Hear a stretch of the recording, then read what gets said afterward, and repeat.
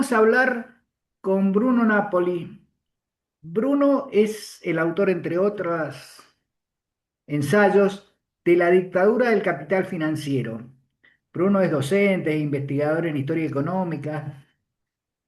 Es profesor visitante en diversas universidades argentinas, españolas, italianas, alemanas, y nos ha llevado con esta obra, que es una de sus... Y también es curador de la obra del gran Osvaldo Bayer, que nos legara la Patagonia Rebelde, ni más ni menos. Bruno, gracias por la finísima gentileza de atendernos.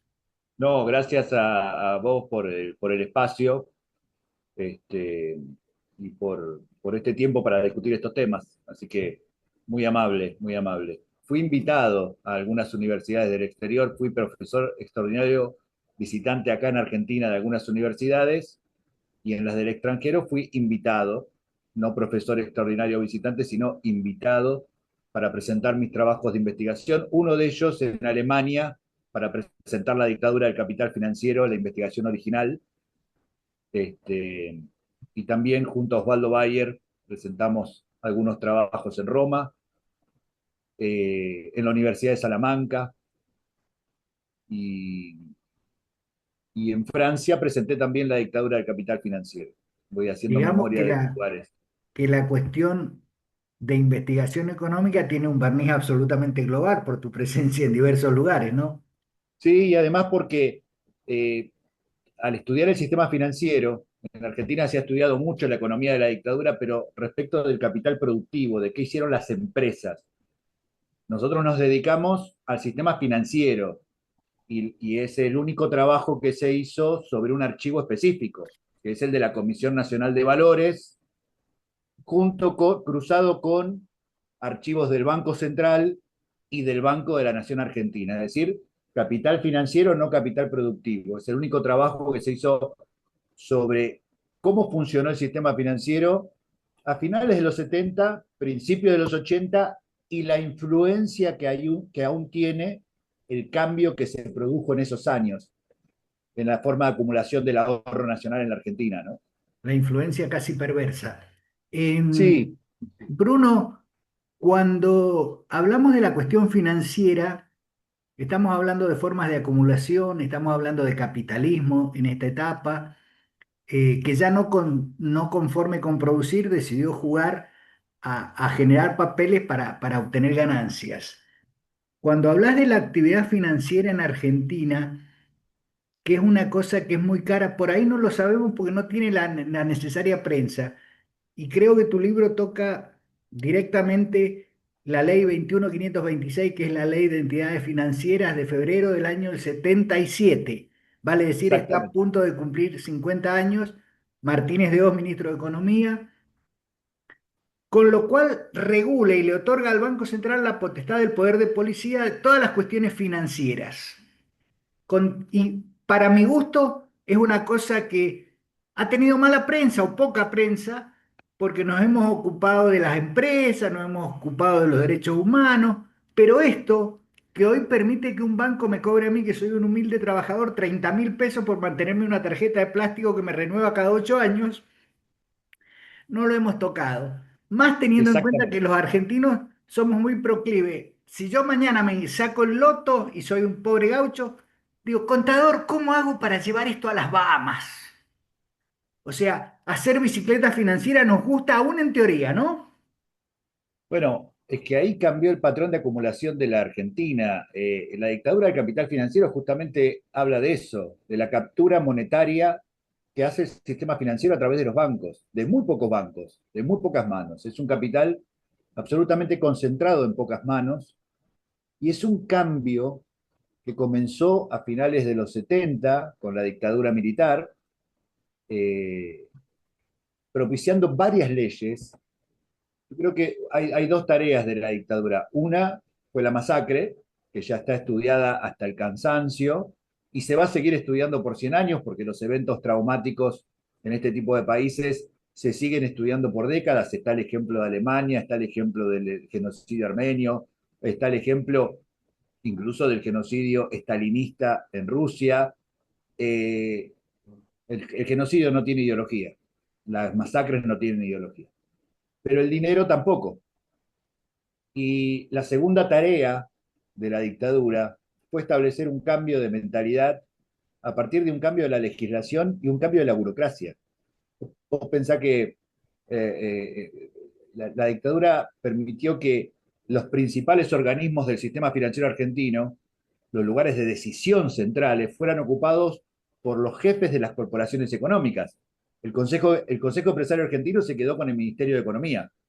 Pusieron un ministro de Economía. El viceministro de Economía, Guillermo Walter Klein, era de la Bolsa de Comercio de Buenos Aires. El presidente del Banco Central, funcionario del Fondo Monetario Internacional. El vicepresidente era de ADEBA. Digo, los vicepresidentes. ADEBA es la asociación de bancos que tiene que ser controlada por el Banco Central y se quedaron con el órgano de control. La Secretaría de Agricultura, Ganadería y Es Pesca poner el se la zorro a cuidar dieron las a la gallinas. Sociedad Rural Argentina. La Sociedad Rural Argentina se quedó con la Secretaría de Agricultura, Ganadería y Pesca. El Banco Nación, que es el que determina los préstamos para el desarrollo, se lo dieron a la élite agraria, a la familia Ocampo, dueños del Banco Ganadero. Todos estos nombres los ponemos, y hay muchos más nombres en el libro. Déjame hacerte Y, un paréntesis ahí, sí, por porque el favor. Estado tiene la potestad de, con la generación de recursos de su PBI, disponerlo para la inversión productiva, disponerlo para la timba, disponer para facilitar sus fugas, ¿no? Bueno, es que ahí está el punto. ¿Qué hace un Estado con el ahorro nacional? Y acá de nuevo nos ponemos en docentes los dos y decir, ¿qué es el ahorro nacional? Es todo lo que producimos los argentinos. La riqueza de la Argentina no sale sola, se produce con horas de trabajo de millones de argentinos.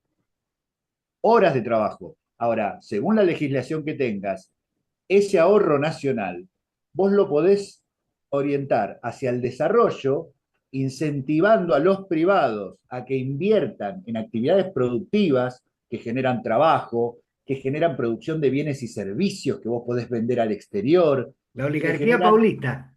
claro, que generan incluso la producción de insumos para la construcción, para un montón de actividades industriales. O si tus leyes te lo permiten, podés orientar ese ahorro a la especulación financiera. Y hoy por hoy, para vos es más fácil poner un plazo fijo en dólares e incluso formar activos en el exterior que invertirlo acá para la producción de bienes y servicios nacionales que abaraten nuestra vida y que generen trabajo genuino, como fue hasta mediados de la década del 70. Ese es el cambio fundamental que hizo la dictadura con una serie de personajes que luego se reciclaron en todos los gobiernos. Y como yo no tengo que quedar bien con nadie, lo puedo decir tranquilamente, en todos los gobiernos, estos sectores, estos personajes del mundo financiero, van al sector privado, van al sector público, son funcionarios, hacen negocios, vuelven al sector privado, a sus antiguos empleadores, y esto sigue pasando. Hay un ida y vuelta que les permite a estos tipos, gracias a la legislación que inventaron y a las líneas burocráticas que dejaron dentro de los organismos principales, poder operar de los dos lados del mostrador, digo, empleados de JP Morgan o de los fondos comunes de inversión, que renuncian un día antes, asumen como ministros, hacen negocio para sus antiguos empleadores, mandan su plata afuera y después vuelven a la actividad privada. Argentina generó liberales muy raros. Viste, Gustavo, que los liberales ingleses, por ejemplo, critican mucho el Estado desde siempre, sobre todo desde sus revoluciones liberales, pero se dedican a la actividad privada. En cambio, en Argentina los liberales odian el Estado, lo critican, lo denostan, pero se mueren por ocuparlo y se mueren por vivir del Estado. Y lo ocupan, antes era a través de golpes de Estado, ahora es a través de elecciones, porque lograron un cambio en la mentalidad y lograron una sociedad particularmente permeable a esos discursos repetitivos de vivimos una fiesta, todo estaba muy barato, el Estado gasta mucho, hay que lograr el déficit cero porque hay que achicar el déficit fiscal. Yo te digo que en el libro tuve que poner esas declaraciones y aclarar bien las fechas y decir, ojo, esto no es de ahora, esto se dijo en el año 79, esto en el año 85, esto en el año 92, esto en el año 2001. Tuve que aclarar porque parecían calcados de ahora, de los mismos discursos de ahora.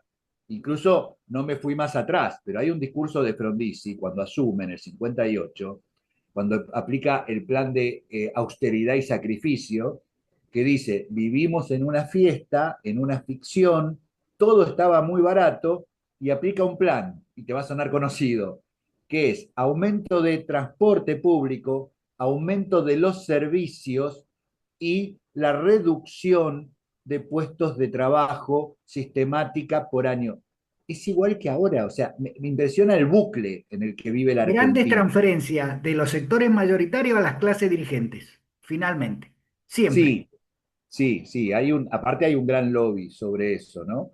Pero digo, pensá que la ley de entidades financieras es una ley pensada para concentrar el capital en pocas manos. Le permitía, por ejemplo, a 40 financistas, y esto está escrito, yo lo puse en los documentos, 40 financistas de poca monta armar un banco, año 77, y les permitían tomar depósitos de la gente y luego prometer tasas liberadas. Decían, bueno, ven, trae tu plata acá, yo te doy el 10. Y el banco de enfrente, era la época que recorría borraban con la planilla con tiza, y decía, yo te doy 10 con 2. Y el otro decía, yo te doy 10 con 5. Es más, los mismos bancos te daban dólares y te decían, en la ventanilla al lado volví a ponerla. Y venía a buscar el rinde a fin de mes. Claro, uno dice, está bien, Bruno, está bien, Gustavo, ustedes están contando esta historia, pero ¿cuál era la ganancia del banco? Dos. La primera, el split, es decir, lo que tomaban, tu plata, la prestaban. Ahí hay una diferencia de tasa entre lo que te cobra vos y lo que cobro por prestarla. Primero, una diferencia. Pero lo segundo era que el artículo 56 de la ley 21.526 que vos mencionaste, y la nombramos y está bien porque quiero que vayan a buscarla, los que están escuchando, que vayan a buscar la ley original. La ley, el artículo 56 decía que si un banco quebraba, el 100% de la garantía era del Estado. Y de hecho había propagandas que La decía, garantía de invierta los acá, depósitos. exactamente, invierta Apostá acá, tranquilo que el Estado te respalda. exactamente. Entonces vos tuviste, y están los números no mienten, el dato mata el relato. 60 bancos en el 76, 180 bancos en el 79, y después empezaron a quebrar todos, porque el Estado pagaba. Y hay una reunión de la CAL en noviembre del 79 que yo lo puse en el libro y puse los textuales porque tengo las fotocopias de los documentos originales a los que pude Expliquemos, acceder. Bruno, que la CAL era la Comisión de Asesoramiento Legislativo, que era un Exactamente. pseudo congreso de los militares. Muy bien, gracias por la aclaración. La CAL, Comisión de Asesoramiento Legislativo. Los militares cerraron el Congreso e hicieron un grupo de 3 militares por fuerza que funcionaban como 9 diputados, reemplazando a los 256. Y hacían los decretos ley para que el presidente los firme.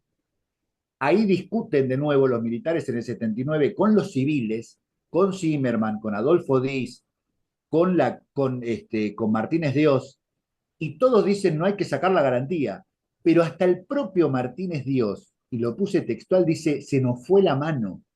Estuvimos, así, lo dice así, dice, se nos fue la mano con el 100% de la garantía, porque incentivamos negocios irresponsables, los bancos están quebrando y tenemos que pagar nosotros, y tienen que modificar el artículo, lo tienen que modificar a la fuerza, a pesar de que todas las cámaras empresarias dicen no lo modifiquen, sigamos así que está bien, incluso la teoría del derrame. Guillermo Walter Klein dice, esto es muy importante, no para el hombre que conoce un banco, sino para el ciudadano que no sabe lo que es un banco, pero el derrame lo va a beneficiar. La teoría del derrame, que hoy la escuchás todavía, ¿viste? Es un bucle temporal esto. Adam Y ahora Smith te y cuento, Ricardo. claro, claro, pero que se profundizó en el 75-76 por algo muy simple. El modelo industrial del peronismo, que además no aceptaba ingresar al fondo del 45 al 50, del 46 al 55, que no aceptó los acuerdos de Bretton Woods ni ser parte del fondo, ese modelo industrial productivo que fue tan exitoso, luego de derrocar a Perón, ningún gobierno, militar o civil, se animó a tocarlo. Siguió el proceso de desarrollo industrial, porque te da muchos dólares la industria local y tenías en el 74 pleno empleo y 4% de pobreza. Y Claro. 300 villas en la Argentina. Hoy tenés empleo precario, la mitad empleo irregular, mal llamado en negro, 50% de pobreza y 6.200 villas en la Argentina en 5 décadas. de 300 a 6.200, de 4% de pobreza a 50% de pobreza.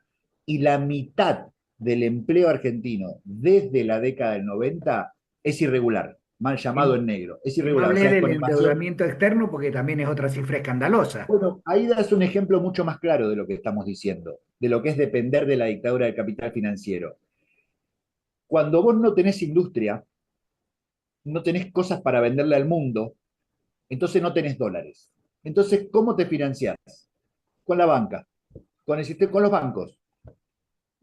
Argentina tenía hace 5 décadas 6.000 millones de dólares de deuda. Hoy tiene 470.000 millones de dólares de deuda pública. Ahora, con el Fondo Monetario es un poquito nada más. ¿Eh? De esos 470.000, 50.000 son con el fondo. 50.000, el resto es con bancos locales o extranjeros, exactamente, y con fondos comunes de inversión. Eso quiere decir que el capital financiero sigue haciendo que vos dependas de él. Porque como vos no tenés industria y no generás dólares, ¿a quién le vas a pedir? Al capital financiero. Por eso Y le le doy decimos, papeles que los renueva a intereses cada vez más caros. claro, bueno, y ahí, mirá, vos seguís agregando temas que van en conjunción con lo que va diciendo el libro. En el año 76 se produce la ley de entidades financieras, que todavía está vigente, tuvo 18 reformas, la última fue en 2006, es una ley que hay que derogar, no hay que reformar, hay que derogar y hacer una ley nueva, porque la batalla es la democratización de la economía. En la década del 90, hay una nueva ley de administración financiera hecha por Cavallo, que había sido funcionario de la dictadura, que había licuado la deuda en pesos de las empresas argentinas, y el que lo continuó hizo la estatización de la deuda en dólares, o sea, fue un trabajo en tándem. Cavallo licuó la deuda en pesos y el que lo siguió, que puse el nombre ahí en el libro, ahora no lo recuerdo porque hay tantos nombres en el libro, hizo la estatización. ¿No fue Así. Alemán? Claro, no, no, no. Aleman era, no, porque era Hueve, ministro de Economía. Ya nos vamos a acordar. Pero digo, mirá qué interesante, ¿no? Esos grupos económicos que crecen y que te hablan del mérito. Y claro, vos, Gustavo, si pedís un préstamo en pesos, en dólares, y no lo pagás, también te vas a hacer rico. Y después venís y me decís, no, porque el mérito, yo me lo gané. No, no, no, no. Lo pagamos todos nosotros. Arcor, BGH, Ledesma. Ledesma, la lista es larguísima. Ahora bien, en los 90 se aprobaron una serie de leyes que reforzaron eso, y quería ir con lo que vos mencionaste recién. Cuando un banco argentino antes le prestaba al Estado plata, recibía un bono, un papelito que decía, el banco, el Estado argentino me debe 10 pesos. Si yo ese bono no lo puedo comercializar, es un pasivo. Un contador que esté escuchando esto lo va a entender, es un pasivo. Ahora, la ley de Cavallo en los 90 le permitió a los bancos vender esa deuda. Entonces se transformó en activo. Pasó al activo de los bancos, mirá qué negocio. Entonces le prestan plata al Estado, agarran el bono y esa deuda se la venden a otro. Por eso hoy te aparecen reclamos de fondos buitres del exterior, porque vos esa deuda como banco se la podés vender a cualquier fondo buitre que quiera comprar deuda de países en riesgo. Total, después les hace un reclamo internacional y les gana los juicios o le embarga bienes. Sí, porque Es muy también interesante. aprobamos que todas estas operaciones de bicicleta financiera se adaptaran a la ley extranjera de Londres o de Nueva York o de Washington. Sí, además eso, vos tenés un sistema que cuando pedís dinero te ajustás por ley, por disposición tuya, a tribunales extranjeros, con lo cual perdés tu soberanía sobre esos préstamos. Y el negocio de estos espacios prestamistas, tanto del Fondo Monetario, el Banco Mundial, como de los fondos comunes de inversión, los bancos privados o los bancos nacionales o extranjeros, no es que vos pagues. La idea es que no puedas pagar nunca. Claro. Y Si que vos esté me debes siempre 10, endeudado. claro, es que si vos me debes 10 todos los meses me tenés que pagar los costos del préstamo que te di, porque tiene costo financiero. Pero además llega fin de año y me tenés que dar un monto por el capital. Y me decís, mira, Bruno, no te puedo pagar. No hay problema, Gustavo. Perfecto. Te financio un año más. Ahora me debes 20. Bueno, está bien, pero son 20. Listo. Me seguís pagando, me seguís pagando. Yo sigo vendiendo parte de esa deuda o negocio con esa deuda. A los 2 años venís y me decís, Bruno, no puedo liquidar parte del capital. No hay problema, Gustavo. Ahora me debes 30. y seguimos te tengo atado de por vida. Y de hecho, fíjate el bucle. Por eso está bien lo que mencionaste de la deuda. En los últimos años, Argentina solo pide deuda para pagar la deuda anterior. No pide deuda para inversión directa, para inversión productiva, para aumentar su capacidad de repago, como hace, por ejemplo, México, que pide deuda, la invierte, genera tantos productos nuevos que tiene dólares para cancelar capital. Nosotros no, nosotros estamos todo el tiempo cancelando intereses. Claro, pero esto en términos macroeconómicos es lo mismo que una economía familiar. Si yo voy al banco y pido un préstamo para comprar comida, es una cosa. Ahora, si pido un préstamo, me pongo un kiosquito, vendo, con la ganancia de eso, amplío el kiosquito y ya tengo un mini mercado. O sea, estoy produciendo, Exactamente, aumentás tu capacidad de repago, claro. que es lo que tiene que hacer el país. Ahora, Bruno, Ahora, paremos inversión, acá. Esto es un sí. excelente diagnóstico que has hecho con una precisión quirúrgica. Decime cuál es la profilaxis, cómo salimos de acá. Porque además esto, con el terrible poder del lobby de Adeva, de los bancos y de todos los lacayos al servicio del sistema financiero internacional, no nos permite crecer, no nos permite desarrollar, no nos permite agregar valor a la producción primaria. ¿Cómo salimos? Bueno, ahí hay un punto muy importante. Primero tenés un sistema financiero muy concentrado. Hay muy pocos bancos en la Argentina. Hace 50 años había 23 millones de habitantes, 24, más o menos. Una proyección es, ¿eh? Porque en el 78 se calculaba 25. Pero hay un censo anterior del 70 proyectado, ponele hace 5 décadas, 23 millones de habitantes. Y había 60 bancos.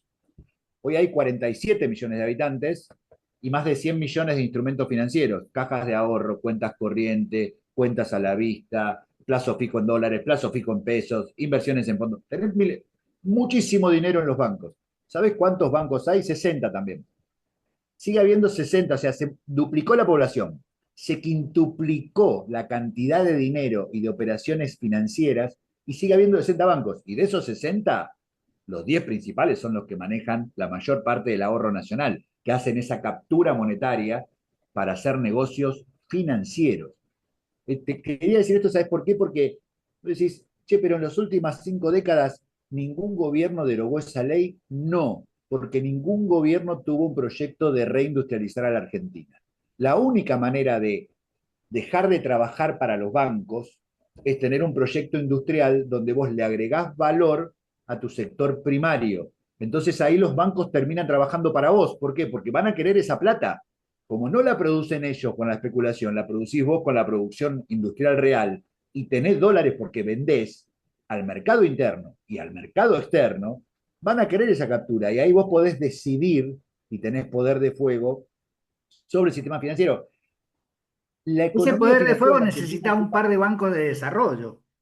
sí, pero también pensá que acá vamos a meter el dedo en la llaga, vamos a hacer la sección Perdiendo Amigos. Vamos a hacer la sección Perdiendo Amigos. El banco más grande de la Argentina es estatal, que es el Banco Nación. El que le sigue es el Banco Provincia, es estatal. El tercero es el Banco Ciudad, en fondos, en inversiones y en capitales. Después tenés 13 bancos provinciales como mínimo, ¿sí? Y después bancos municipales. Queda uno, creo que en Santa Fe. O sea, de los 60 bancos, gran parte, te diría, no sé si la mitad, pero casi, casi son estatales, pero los más grandes son los estatales. Entonces vos decís, ojo, ¿quién está haciendo la captura monetaria? Los gobiernos también se están beneficiando de esto. Al no tener industria, al no producir dólares, dependen de los bancos. Entonces los están cuidando ese sistema.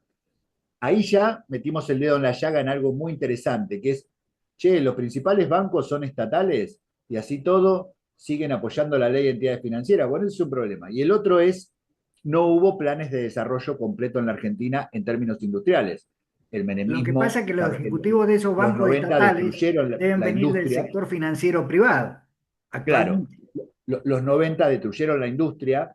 Con Alfonsín obviamente no se pudo aplicar un plan de industrialización, pero vamos a dejarlo de lado porque Alfonsín recibió la peor herencia de la democracia, recibió, y ahí yo lo pongo en el libro porque estudié todas las reuniones del Ministerio de Economía en el último año, en el 83, cuando se están yendo los militares, y es tremendo lo que hacen con la deuda. Lo dicen abiertamente, esto queda para el próximo gobierno, esto que lo pague el próximo gobierno, esto que lo resuelva el próximo gobierno. Dejan el Banco Central vacío, dejan una deuda millonaria.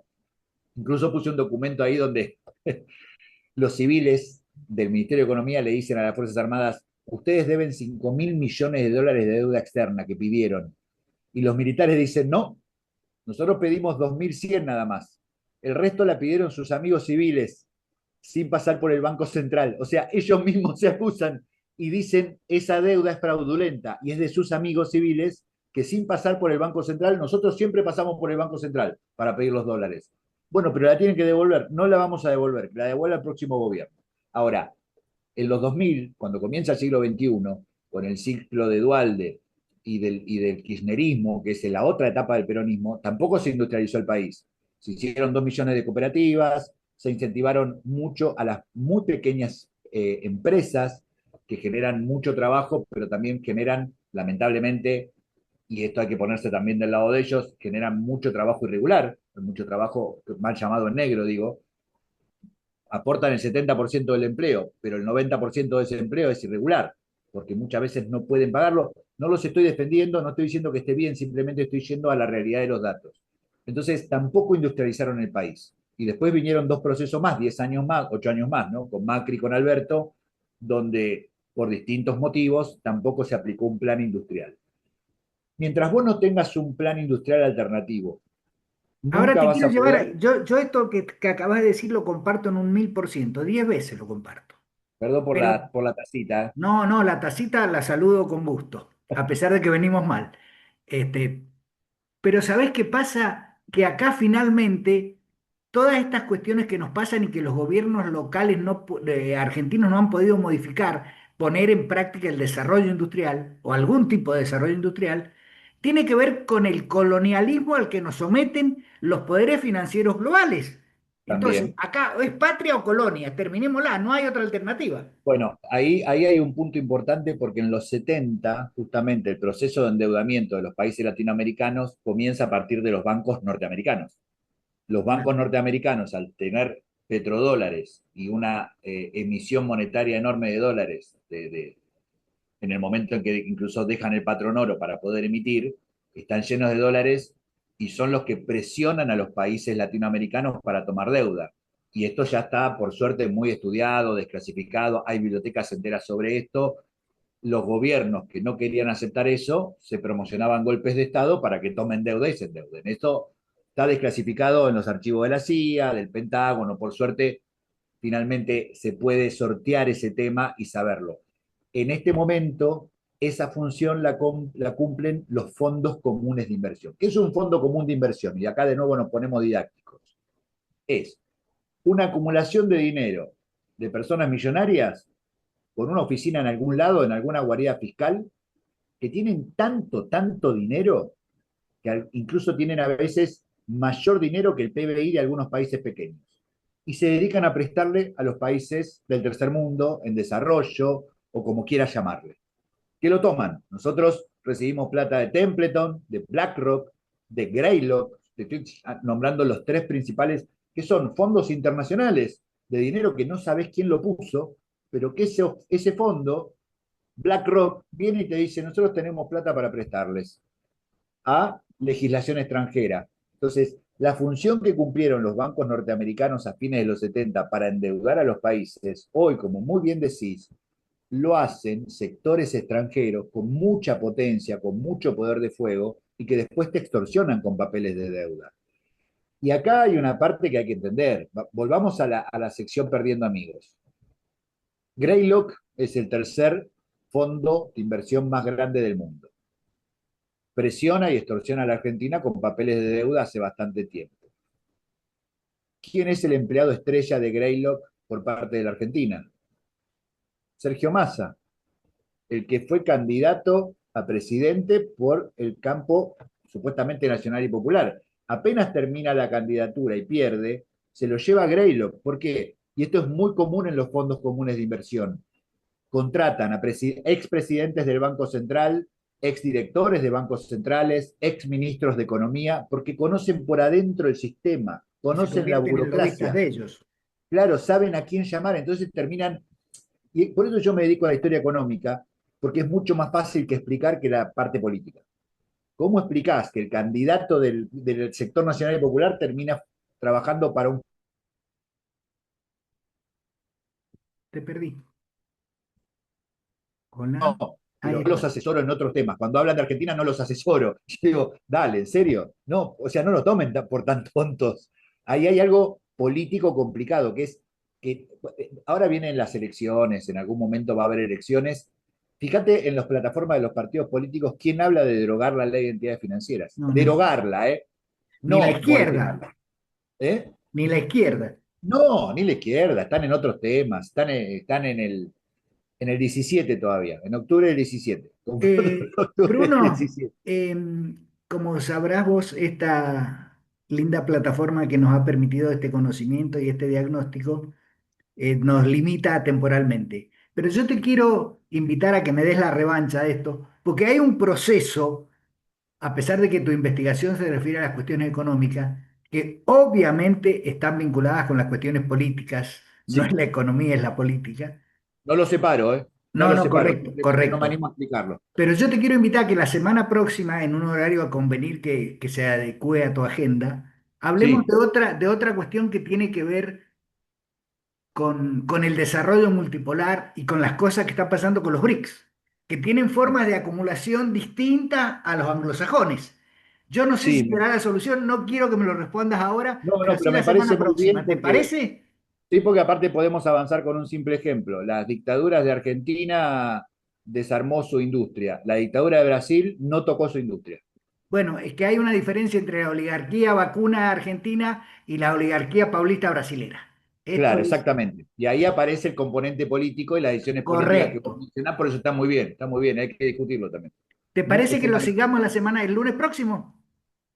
Ya Por ajustamos la agenda, supuesto, no te preocupes, lo estoy hacemos por vía mirando privada. eso, pero por supuesto, sí, sí, sí, Ha sí, por sido un supuesto. gusto la claridad conceptual, la deferencia de atendernos, escucharte es un gusto.